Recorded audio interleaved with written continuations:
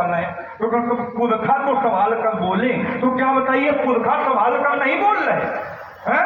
लोभ की इच्छा दंभ बल, काम का केवल नारी, और क्रोध के परुष वचन बल, मुनिवर का है विचार। जब कोई व्यक्ति क्रोध में होगा तो उसके मुख से भजन निकलेगा क्या? उसके मुख से गीत निकलेगा क्या? उसके मुख से संगीत निकलेगा क्या? उसके मुख से तो कठोर वचन ही। और यहाँ व्याप्यो कोप शरीर, यहाँ पूरे शरीर में क्रोध विद्यमान है, इसलिए अति ऋषि बोले वचन। बेटा हमको अधिकार प्राप्त है, बिना अधिकार के बात नहीं करते। हम तुमको मारे, हम तुमको डांटे, चाहे हम तुमको जला के वारा कही दे, और क्या लेकिन तुम वारा मुझे वारा ना हो जाए। अच्छा वारा देखो, अब देखो भाई वारा पूछने के लिए भाई वारा करने के लिए सामग्री की आवश्यकता पड़ती है। क्या सामग्री लगती है? अब सुन तो ले, जब वारा भाई एक बार पहले वारा आया फिर दोबारा वारा आया, तो हमने विचार किया कि होरा भाई कैसे तैयार हो, तो होरा के लिए सामग्री लगती है, ठीक है। और आज पूरी सामग्री तो आपके पास आए, केवल लगाने की सामग्री कहाँ है? ये तो दिख रहा है, यानी मुनि की तपस्या से जो जटा उत्पन्न है उनको कहेगा वारा की सामग्री है। अब देख लो, हम संभाल के वो नहीं बोल रहे कि ये संभाल के नहीं बोल रहा है। हम तुमको मारे डांटे चाहे चलाकर भस्म कर दे, लेकिन हमारे ऊपर कोई आरोप नहीं लग सकता, क्योंकि शापत ताड़त परुष कहंता। शापत माने श्राप देता हुआ ब्राह्मण, ताड़त माने मारता हुआ ब्राह्मण, परुष कहंता माने कठोर वचन कहता हुआ ब्राह्मण भी। और जहां भी लग जाए वही समस्या। विप्रपूज असगाम ही शंका। इन्होंने एक सिद्धांत दिया कि जैसे जहां के जैसे नदी नाले तहां के तैसे भड़के, और जिनके जैसे माता पिता है ताके तैसे। तो क्या ये सिद्धांत है? आप देखिए कि जैसा पिता है क्या वैसा लड़का निकलता है। हिरण्यकश्यपु तो बहुत बड़ा दैत्य था, भगवान का बहुत बड़ा विरोधी था, लेकिन पुत्र को देख भगवान का भक्त। ऐसा नहीं है राजकुमार, ये सिद्धांत नहीं हो सकता। सिद्धांत ये है कि एक पिता के विपुल कुमारा और पथक पथक गुणशील। एक पिता के कई पुत्र होते हैं, लेकिन हर पुत्र के एक जैसे लक्षण नहीं होते। कोई ज्ञानी होता है, कोई विज्ञानी होता है, कोई तपस्वी होता है, कोई व्यापारी होता है, कोई धर्माचारी होता है, लेकिन सब एक जैसे होते। तो ये कैसे कह दिया? इनकी एक बात और है, इन्होंने कहा महाराज वहां पे भगवान शंकर ने वीरभद्र करी कोप पठायो, वहां विरोध किया गया, तो वहां तो भेजा गया, लेकिन यहाँ कहाँ भेजा गया? चलो ठीक है, अब इनका समझा दे। विचार कीजिए, अगर ये सिद्धांत होता तो दक्ष ने जब प्रजापति का अधिकार प्राप्त किया तो ब्रह्म सभा का आयोजन किया, और उस ब्रह्म सभा के आयोजन में सभी देवता उपस्थित थे। भगवान विष्णु भी थे, भगवान शंकर भी थे, और ब्रह्मा जी भी थे। लेकिन दक्ष ने जैसे ही प्रवेश किया, क्योंकि अधिकार मिल गया था, और जिस जब व्यक्ति को अधिकार मिल जाता है तो उसके जीवन में अभिमान भी नहीं। को अस जन्मा जगमाही और प्रभुता पाई जाहि मद। ऐसा संसार में कोई व्यक्ति नहीं है जिसको पद मिला हो उसके जीवन में मद न आया। दक्ष को पद मिला, उसने ब्रह्म सभा का आयोजन किया, और जैसे ही प्रवेश किया सब उठकर उसका स्वागत करने लगे। खाली 3 व्यक्ति नहीं खड़े हुए, ब्रह्मा जी नहीं खड़े हुए। दक्ष ने कहा चलो ठीक, ये तो हमारे पिताजी हैं, और आगे बढ़े। भगवान विष्णु नहीं खड़े हुए, कहा चलो ठीक, ये हमारे बाबा जी हैं। क्यों? क्योंकि भगवान विष्णु के नाभि से कमल, और कमल से ब्रह्मा की उत्पत्ति। आगे गए तो भगवान शंकर बैठे थे, वही महाराज उसको आ गए, और भगवान शंकर को अपशब्द बोलने लगा। जब अपशब्द बोलने लगा तो भगवान शंकर ने वहां विरोध किसने किया? वहां विरोध नंदी ने। और नंदी भक्त है कि भगवान भक्त है? भगवान शंकर का विरोध हो रहा था, वहां पे नंदी ने श्राप दिया कि दक्ष तू बकरे की तरह में कर रहा है, जाओ मैं श्राप देता हूं कि कुछ समय में तुम्हारे बकरे का ही मुंह लग जाए। वहां पे भगवान शंकर का अपमान हो रहा था, लेकिन विरोध एक भक्त ने ही किया। तो बेटा यहां भी अगर आदेश नहीं मिला तो ते ही अवसर सुनी शिव धनु भंगा और आए भगकुल कमल।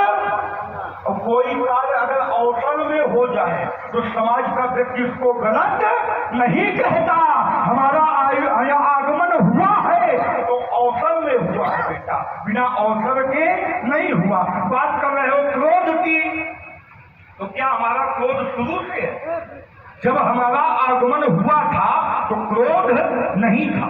राजाओं ने प्रणाम किया, हमने आशीर्वाद दिया। सीता ने प्रणाम किया, हमने आशीर्वाद दिया। विश्वामित्र जी आए, तुमको हमारे चरणों में मेल दिया। पद सरोज मेले, तब भी क्रोध नहीं था। क्रोध का जन्म कब हुआ?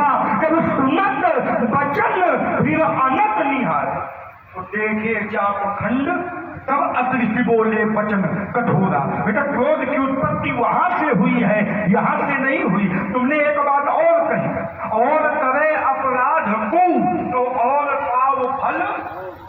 चलो ठीक है, सिद्धांत थोड़ा जांचे हैं। और करे अपराध को, अपराध कोई करता है लेकिन फल कोई और भोगता। और महीन सोच तरीके समझिए, यानी कर्म 3 प्रकार के होते हैं, संचित, क्रियमान और प्रारब्ध। संचित जो एकत्र है, क्रियमान जो कर रहे हैं, और प्रारब्ध जो भाग्य के द्वारा मिल जाए। इसका अर्थ ये है, इस शरीर से हमने पाप किया और ये शरीर का पाप हम भोग ना पाए, शरीर छूट गया, तो जो अगला शरीर मिलेगा उस शरीर से हमको ये पाप भोगना पड़ेगा। तो कर्म किसी और शरीर ने किया और फल किसी और शरीर ने भोगा। जिस प्रकार एक बार एक संत भगवान का नाम जपते हुए चले जा रहे थे, तो महाराज उन्होंने, उनके पैर में कांटा लगा, उन्होंने कांटा निकाला और आगे चले गए। उसी समय कुछ क्षण बाद वहां एक डकैत आया, उसने देखा कि कोई चमकीली वस्तु है, वो खोदने लगा तो उसको सोने के मोहरों से भरा हुआ एक घड़ा मिला। यानी दोनों दृश्य को नारद जी ने देखा। जो भगवान का भजन कर रहा था उसके चरणों में कांटा लगा, और जो चोरी डकैती कर रहा था उसको सोने का मोहरों भरा घड़ा मिला। नारद जी ने दोनों दृश्य को देखा और भगवान के पास पहुंचे। कहा, भगवान लोग कहते हैं आपके यहाँ देर है लेकिन अंधेर नहीं है, और हम देख रहे हैं आपके यहाँ अंधेरा है। जो संत दिन रात आपका भजन करता है उसके चरणों में कांटा लगता है, और जो डाका डालता है उसको सोना मिलता है। भगवान ने कहा थोड़ा विचार तो करो। जो आज संत हैं ये पूर्व जन्म में बहुत बड़े डाकू, इन्होंने जीवन में किसी पाप को छोड़ा नहीं, और पाप के फल के स्वरूप इस जन्म में इनको सूली का दंड मिला।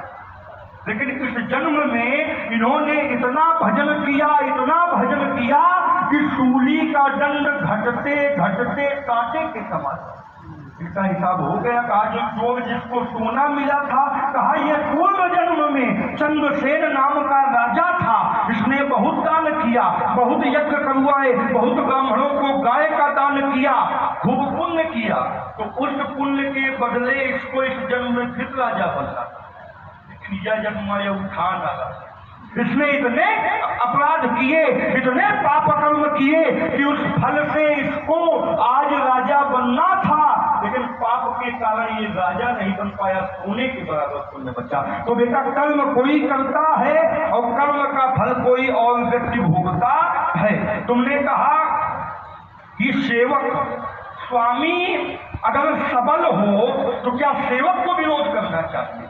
और यही में एक ले लो, सेवक के रहते क्या स्वामी को विरोध करना है? अगर कोई टाल ठोकेगा तो सबसे पहले सेवक आएगा, स्वामी। अच्छा सेवक हो कहे ताल ठोक रहे हो, अपने स्वामी को बुलाओ वो ताल ठोके? इतना नहीं बेटा, जब तुम्हारे ऊपर संकट आएगा तो सबसे आगे तुम रहोगे, तुम्हारे भैया तुम्हारे पीछे, और कहोगे आज राम सेवक जस लइहो और भरत ही समर सिखावन दइहो, तुम ताल ठोकोगे और स्वामी तुम्हारे बैठे रहे। सिद्धांत पढ़ा कर देख दिया तो कौन बाबा सामने खड़ा है। स्वामी के रहते हुए सेवक के रहते हुए स्वामी को विरोध करने की आवश्यकता नहीं होती। बेटा तुम सेवक भी करते हो तो अपने स्वार्थ के लिए करते, हम ये जानते हैं। अपने भैया की सेवा करते हो तो स्वार्थ से करते हो, परमार्थ से नहीं करते। और जो सेवा परमार्थ से न की जाए उसका कोई फल। अच्छा इन्होंने सेवा किया अपने लिए किया कि दूसरे के लिए किया। देखिए मानस में अवधाली मिलती है, पारही ते निज हित पति जानी और लक्ष्मण राम चरण रटी। 12 ही थे, बचपन से सेवा किया तो निज हित, निज माने अपना, हित माने भला। इन्होंने सेवा किया तो अपने भले के लिए किया, तो सेवक को क्या कितने सेवा करनी? अरे सेवक को तो करे स्वाम हित सेवक सोई और दूषण दे कोट किन कोई। सेवक का कर्तव्य है कि स्वामी की सेवा करे, तो उससे स्वामी का भला हो, अपना भला। क्योंकि स्वार्थ में और सेवा धर्म में दोनों में विरोध है। इसलिए बेटा ज्यादा स्वार्थी न बनो, ब्राह्मणों के ही ताल ठोक रहे हो, स्वार्थी न बनो। अरे लक्ष्मण जो कुछ कर रहा है केवल अपने स्वार्थ में कर रहा है। महाराज हम कह रहे हैं